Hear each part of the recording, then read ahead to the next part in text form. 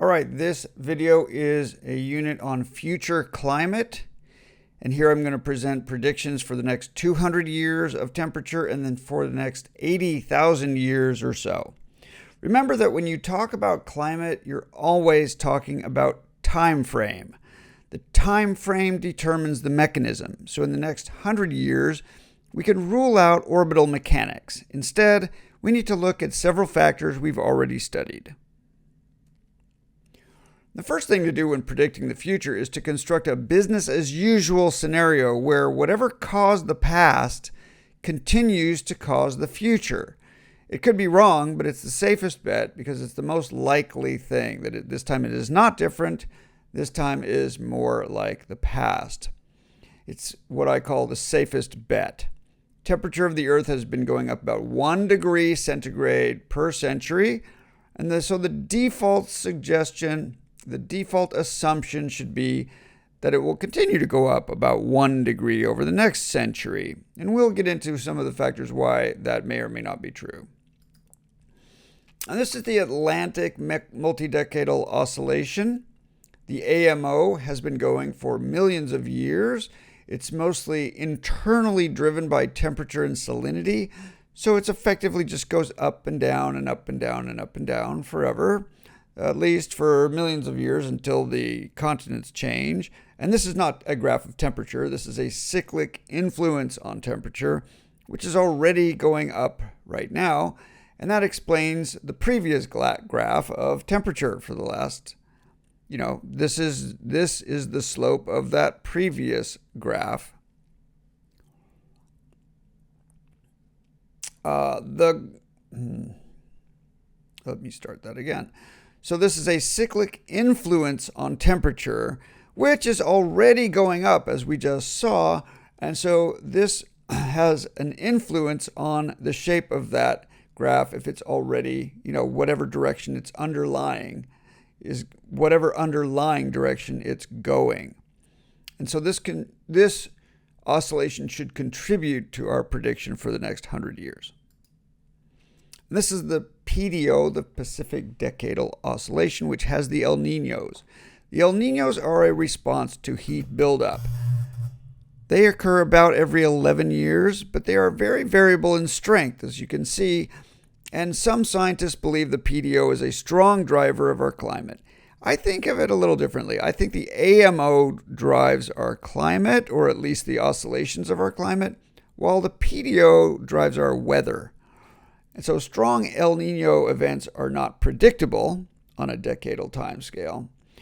So I'm going to assume they're mostly noise and leave them out. Now, let's talk about sunspots, because sunspots are fairly predictable and they come in all kinds of different cycles. There's a 2,500-year Bray cycle, and then another 1,000-year cycle called the Eddy cycle. Now you see how they both lined up right here during the Little Ice Age. They both were at a minimum at a Little Ice Age, and that caused a grand minima. The Little Ice Age, and it was worldwide because it was about solar insolation at that time. And then 2 more times that same thing happened.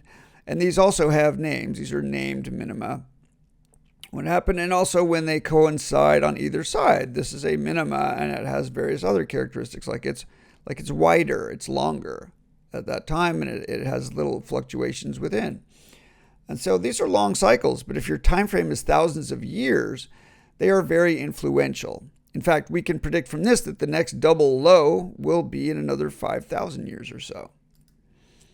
So here's how the Bray and Eddy cycles have affected temperature over the last 4,000 years.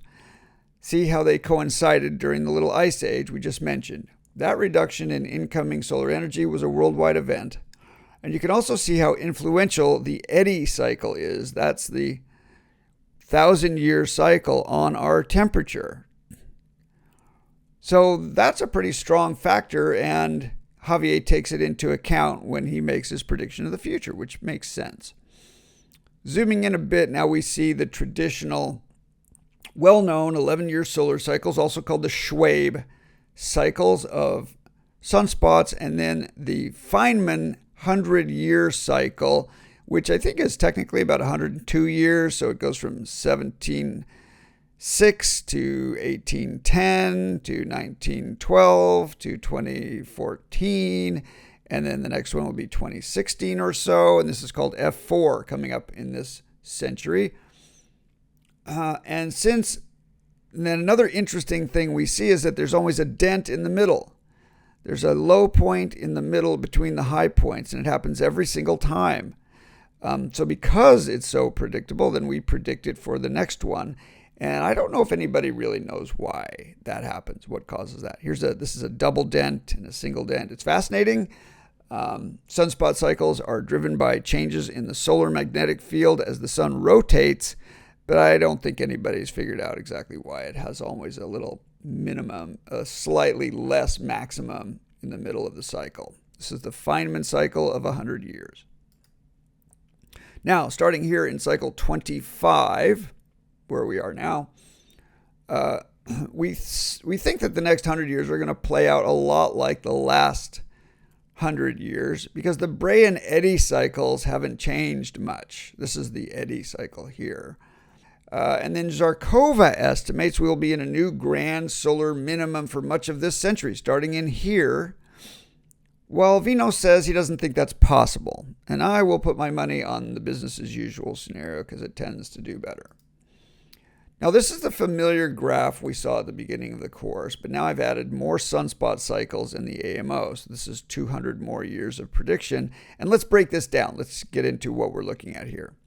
Looking at the past 120, 140 years or so, let's identify what's here. This is thermometer temperatures in black from NOAA, and then in 1980 we switched off to the University of Alabama Huntsville temperature data set for the lower troposphere. So this is temperature. Then importantly, we have the Eddy cycle on its way up. So that could possibly explain the general overall trend of 1 degree per century, that there's just more solar energy as a result of increasing sunspots in general. And then we have the Feynman cycle of 100 years here, which modulates the 11-year Schwabe cycle, which here's the low point in the middle of that. As we can see, it's always right about at the crest of the Feynman cycle. And then the AMO. I'm leaving out the PDO. This is the AMO, and this is actual recorded AMO strengths, AMO index. And we can see that the AMO peaked around 2010 and has been going down. In addition to a minimum of sunspots, that's why we had the pause until the 2016 El Nino, which was here. But in general, you can see that the direction of the AMO is down here, and we're right now just on the cusp of 25. That should end, sunspot cycle, 25 should end in December this year or January next year, and that will start heading down. So because the AMO cycle is scheduled to cross the line in about 7 years, and this sunspot numbers will start to decrease next year, we could predict that within a year or two, we're going to start seeing temperatures going down in the short term. And as far as I'm concerned, that's a reasonable prediction.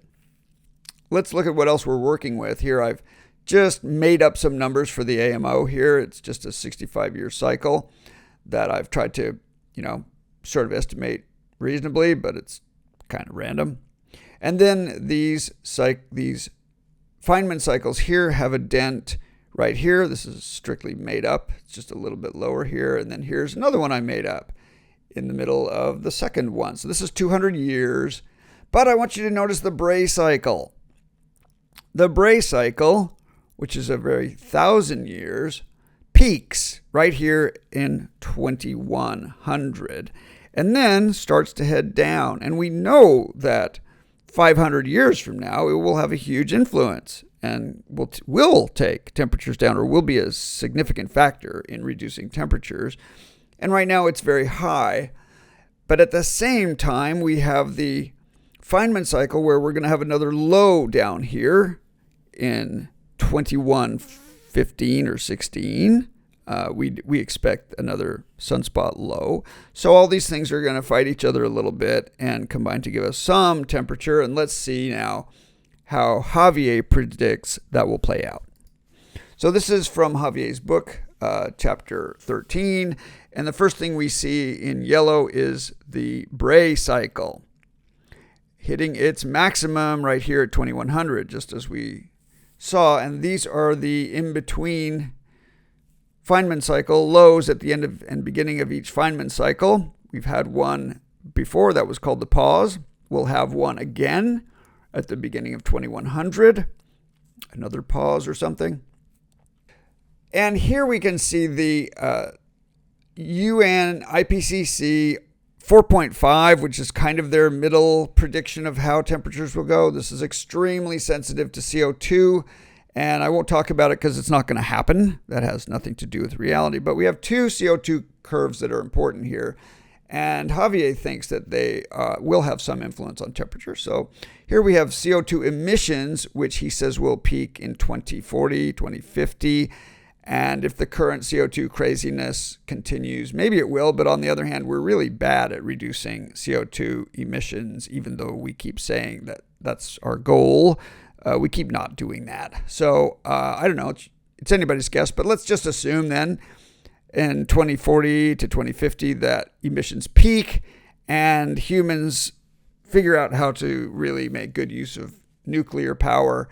And the rest of the 22nd century is nuclear powered, so that we gradually transition to a nuclear powered future by 2200, more or less. And then the CO2 levels will peak because they're still accruing here, and they will go down just mostly because of absorption by the oceans over time. And then the oceans become less saturated as more CO2 precipitates down into the sediment, and then so the oceans can take up more. This is the number that we're looking at here. This is right now at 420. This number, he says, will peak at about 480 parts per million, and eventually will go down. But again, it does not matter at all.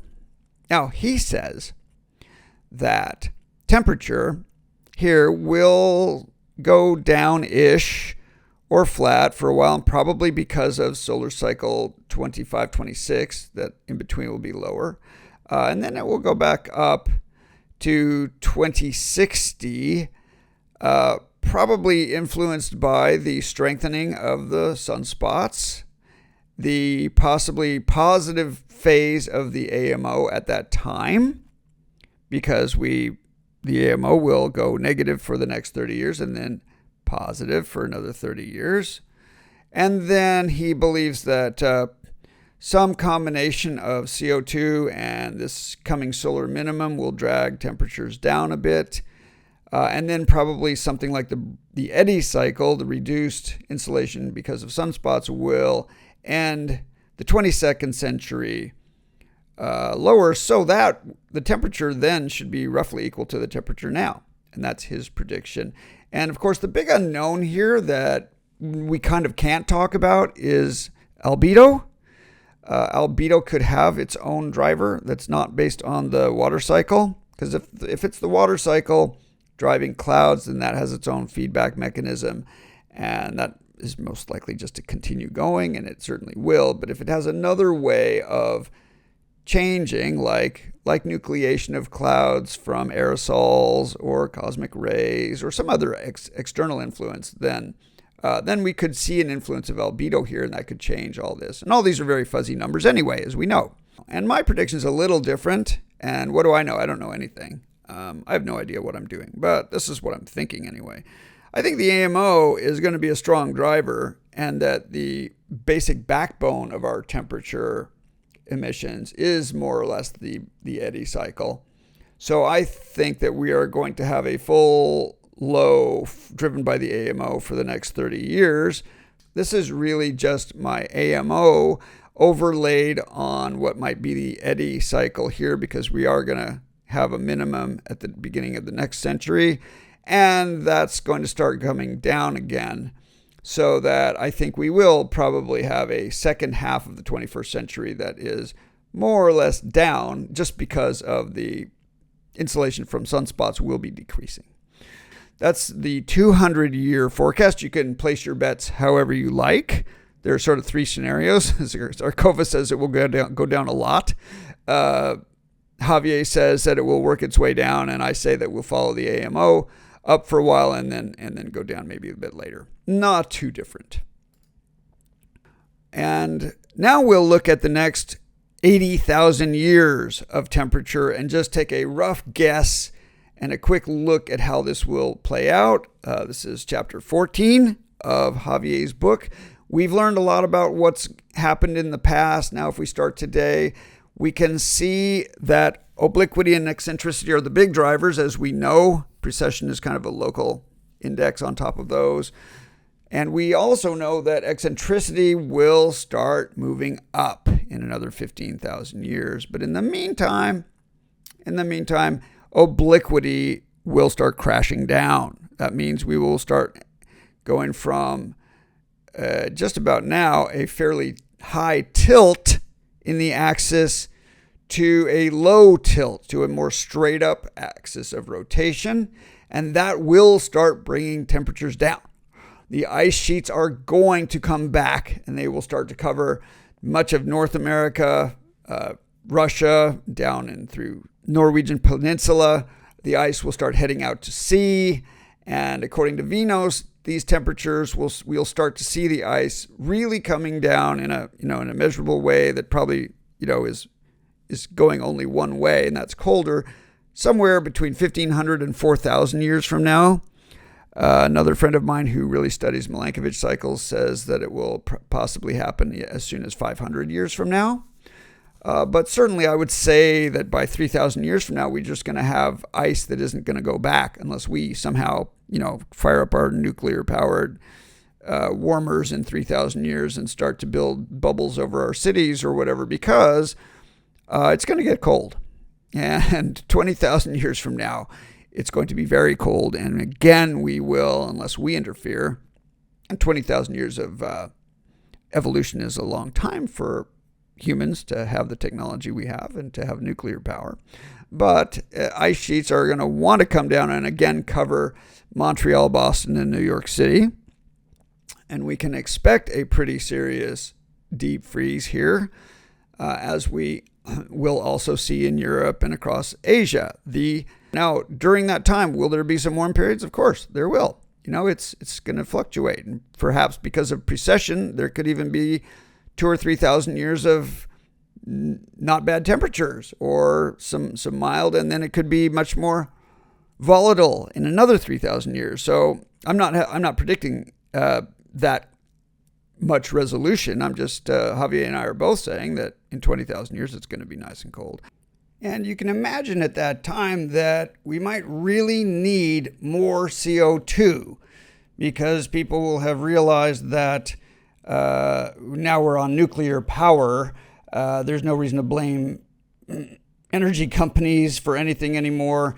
And there might be student demonstrations and people gluing themselves to public transportation or whatever we have, drones or whatever, and insisting that we make more CO2 immediately because the plants are going to need it.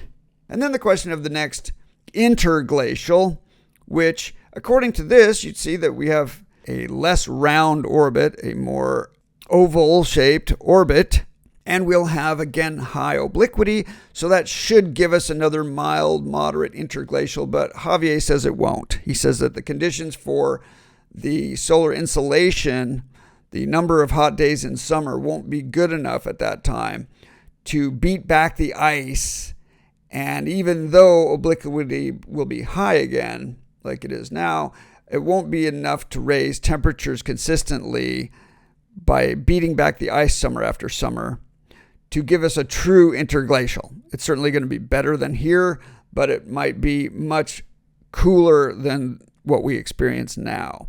And on the other hand, he says conditions will be great in 80,000 years, and we will have a real solid interglacial here. Sea levels will again be 100 and something meters below where they are today, possibly.